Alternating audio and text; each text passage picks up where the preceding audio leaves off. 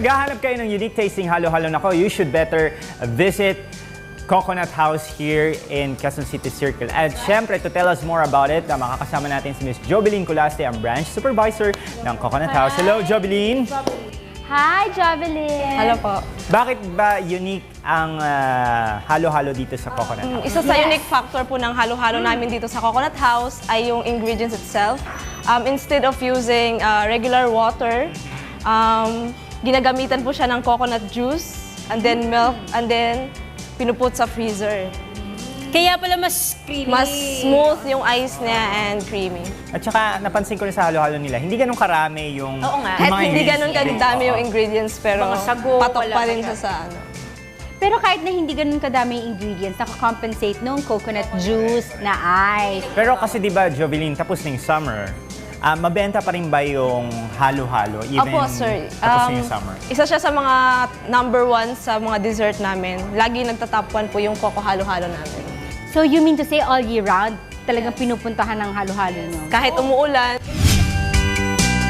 Isa sa kagandahan ng negosyong ito ay ang pagiging suitable sa lahat ng panahon at klima. Bagamat mas nagbo-boom ito kapag summer season, may mga customers pa din ito all year round. Aside from your halo-halo here in Coconut House, ano pa bang mga products ang sinaserve niyo here sa inyong restaurant? meron kaming pansit buko. Isa sa specialty namin yung pansit buko din. Ano pa? Coco okoy. Fried vegetables with coconut strips. Meron din kaming other products like coconut soy, virgin coconut oil. Yan, mga So yung karamihan ng mga food dito, may halo talagang coconut. Oo. Everything has touch of coconut. So it's gonna be either coconut juice, yung meat, yung milk. Coconut House is just a part of the owner's advocacy to create a new coconut industry, which will benefit not just the big companies, but the small farmers as well. Pero aside from that nga, kasi di ba, nabanggit nga ni Jobeline na meron din sila ibang mga products.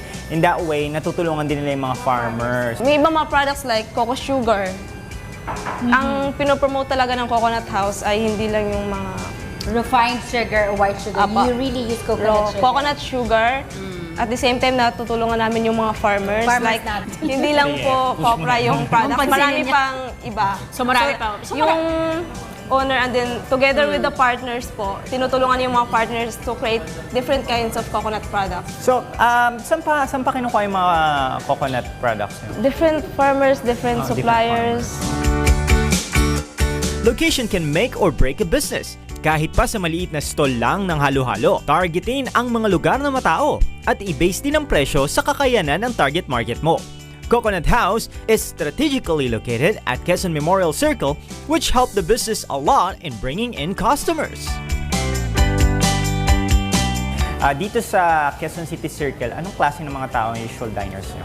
Usually mga health conscious po, mga joggers, tas yung mga business around the area. Kasi di ba, napansin mo, looban siya. So, kumbaga yung tao, bibisitahin talaga. Sasadyain yung place. talaga. Iba talaga, Sasadyain siya. wala rin na word of mouth, binibisita po nila. Tandaan, ang bawat bibili ng halo-halo mo ay potential marketer mo din. Kapag nagustuhan nila ang produkto at serbisyo mo, ire-recommenda nila ito sa mga kakilala nila.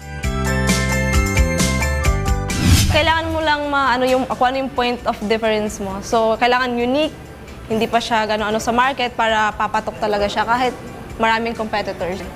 Estimated price pala per dining. 145 to 180. 145 hand. to 1. How much yung halo-halo serving natin? Pag gusto niyo regular, 85 pesos siya. Pag with coconut ice cream on top, 100. Dito lang po kami sa loob ng Quezon City Circle. Open po kami 7 to 9 po.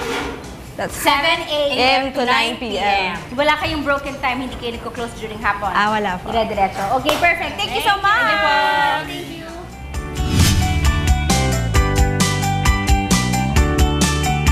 Sa pagtatayo ng halo-halo business, give attention to the following. Ingredients. Hindi kailangan na marami ang ingredients. Ang mahalaga ay ang sarap ng kombinasyon ng mga piling sangkap. Location can make or break a business. Look for a place na nadadaanan ng tao.